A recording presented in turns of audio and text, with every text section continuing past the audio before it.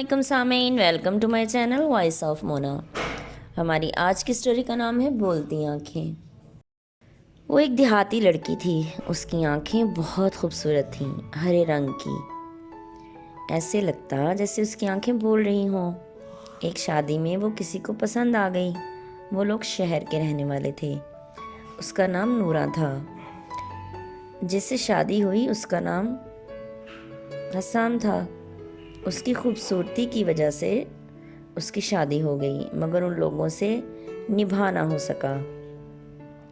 پھر لڑنے جھگڑنے لگے۔ اس طرح وقت گزرتا گیا۔ ان کے 2 بچے بھی ہو گئے۔ وہ بالکل ماں کی طرح تھی۔ ایک دن نورا کو اس کے شوہر نے مارا۔ وہ روٹ کر میکے چلی گئی، بچے چھوڑ گئی۔ پھر ان لوگوں نے کیس کر دیا۔ پولیس نے حسام کو اٹھا لیا۔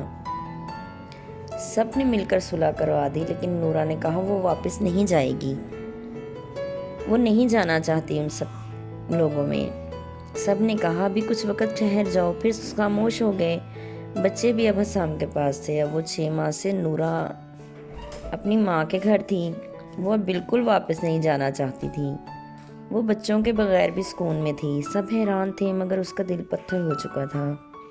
جب کوئی نام لیتا تو وہ رونے لگتی۔ حسام کے ہاتھ اٹھانے کی وجہ سے وہ اس سے متنفر ہو چکی تھی۔ وہ اس کا نام بھی سننا نہیں چاہتی تھی۔ پھر ایک دن وہ لوگ آ گئے اس کو لینے۔ وہ دیکھ کر گھر سے ہی باہر چلی گئی اور اپنی ایک سہیلی کے گھر بیٹھ گئی۔ سب ڈھونڈ ڈھونڈ کر تھک گئے۔ نورا کو کسی نے دیکھا ہی نہیں تھا۔ وہ اب انتظار کر کر کے چلے گئے۔ پھر نورا گھر آئی۔ اس نے کہا مجھے نہیں جانا، میں مر جاؤں گی لیکن ادھر نہیں جاؤں گی۔ یہ بات ان تک بھی پہنچ گئی۔ ان لوگوں نے خود ہی نورا کو طلاق بھیج دی۔ پھر نورا بھی خوش تھی۔ اس نے بچوں کا نام بھی نہیں لیا تھا۔ اس کا شاید اتنا ہی ساتھ تھا۔ بچے دادی کے پاس تھے، وہ پال رہی تھی۔ پھر نورا کے لیے رشتے آنے لگے، مگر وہ شاید ڈر چکی تھی۔ وہ شادی ہی نہیں کرنا چاہتی تھی۔ اس بات سے سب پریشان تھے۔ نورا نے کہا میں کوئی کام کرنا چاہتی ہوں۔ پھر اس نے ایک ہوٹل بنا لیا۔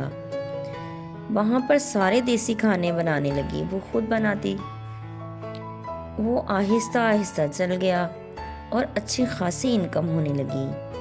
نورا بہت خوش تھی اور دل لگا کر کام کر رہی تھی۔ اب کام زیادہ ہوا تو اس نے ورکر بھی رکھ لیے۔ اس کی خوبصورتی بھی بڑی وجہ تھی اس کا کاروبار چلنے کا۔ اس کا حلیہ ہی بدل گیا۔ لوگ دور دور سے کھانا کھانے کے لیے آنے لگے۔ وہ سب کچھ بھول بھال کر اپنا کام کر رہی تھی۔ وہ خود میں جینے لگی تھی۔ شاید اسے احساس تھا کہ وہ بہت خوبصورت ہے اور اسے کسی کی ضرورت نہیں ہے۔ اس کا کاروبار بہت اچھا چل رہا ہے۔ جیتے رہیے، خوش رہیے۔ ملتے ہیں اگلی کہانی کے ساتھ۔